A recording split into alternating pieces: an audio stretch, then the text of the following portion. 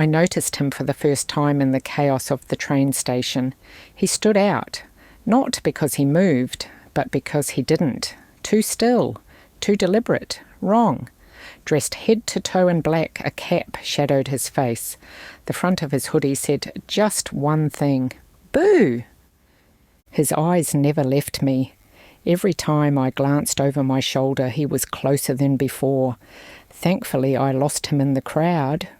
Or did I? The next morning, I was up before dawn. My shift started at 7, and I wasn't human until I'd had a strong black coffee and peanut butter toast. I was halfway through breakfast when a knock rattled my front door. Licking peanut butter from my fingers, I frowned and checked the wall clock. Too early for visitors. I peered through the peephole. No one. I opened the door. Cold air brushed past me. Empty outside. Not a soul in sight. A chill skittered across my spine. I shook my head. "You're going mad, girl," I muttered. But the knocks kept coming. Random, louder, more urgent, like warnings. Each time I raced to the door, my heart pounding. Each time, nothing. Then one night, I crossed the kitchen in my robe to make a nightcap and found the back door wide open. My breath caught in my throat, and I felt sick to the pit of my stomach as I rushed to slam the door shut. That's when I saw it. A note on the doormat. "I'm closer than you think." From then on, the fear was constant. I began feeling watched. Glimpses in windows, shadows at the edge of my vision. But every time I turned, nothing, except I knew it was him. The Boo Man! And then the messages started. Each time I checked my phone, a new text waited, unlisted number. At first, harmless. "Hi, sexy. Rainy day. Pretty dress." Always with that revolting licking lips emoji. Then they changed, grew darker, too personal, too real. I couldn't sleep. My dreams were nightmares. Faces twisted in the dark, hands choking me until I woke, gasping, drenched in sweat. Most nights I wandered the house, checking locks, closing blinds, double-checking, triple-checking. Then came the night I woke to find my bedroom curtains half open. I knew I'd closed them. I rose, crossed the room, and reached out to tug them shut. I froze.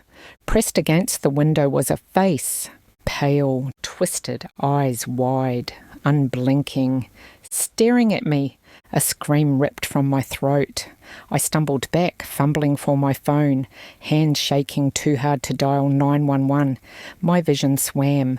I grabbed a blanket and curled into the wardrobe, torch in hand, unable to stop trembling. The next night there was scratching at my bedroom door. I knew it was him. Boo, savouring my fear. I leapt from the bed, torch raised, and screamed, "I'll get you, you bastard." I yanked the door open, only the scent of damp grass. I heard footsteps outside my house, always late after I locked the door. One night a whisper drifted through the crack. "I'm already inside." I was unravelling. Work suffered. I lost weight. My clothes hung off me. I told my friend Maggie, tried to show her the texts. They were gone. She gave me that look, sympathetic, doubtful. I saw it. I was alone. I noticed a car, a large black RV, always parked down the street. The driver was behind the wheel, watching. When I approached, he drove off. One night it was in my driveway, engine humming, empty. Some nights the lights flickered, silence pressed in like a weight. A shadow would move slowly through the hallway, too slow, too knowing.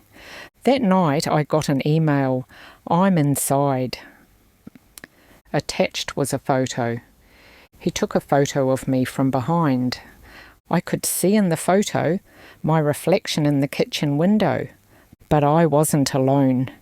He stood behind me. Texts flooded in. Too personal, too invasive. "What are you doing today? Want to meet me?" I saw you sleeping last night." Every walk home I heard his steps behind me, perfectly matched to mine, always gone when I turned. In the park I saw him among the trees, felt his breath on my neck, heard his laugh echo as he vanished. 3 a.m. calls began, silent, then whispers. "Am I going crazy?" I whispered to the empty room. I slammed my phone down so hard that the screen cracked. Emails, notes. I'm always watching. "You looked beautiful today. Blue suits you?" The shadows in my home stretched long, thick with his presence. Footsteps were in empty rooms, and my name whispered when no one was there. Then one night my front door was unlocked. I knew I'd locked it. On the kitchen table, "What's for dinner?" That was it. I packed and left. Took random turns. No plan, just distance. I moved into a big shared house. For the first time in months, I felt safe. Maybe I'd escaped. Next morning, a voicemail. "I followed you here. I'm just getting started." I didn't tell my new flatmates. I said it was an ex. A lie. A mask. My room was on the 2nd floor. That felt safer. But every night, I heard footsteps. Every morning, I woke with the certainty I hadn't slept alone. Then came the MMS, a photo of me asleep. He was beside me in my bed. I screamed, through my phone. My sobs came in gasps. It couldn't be real, but it was. He had been here, a sound, creaking, the wardrobe. I turned. The door was ajar, just an inch. It had been closed. I reached out, yanked it open, empty, but the relief was cold and thin.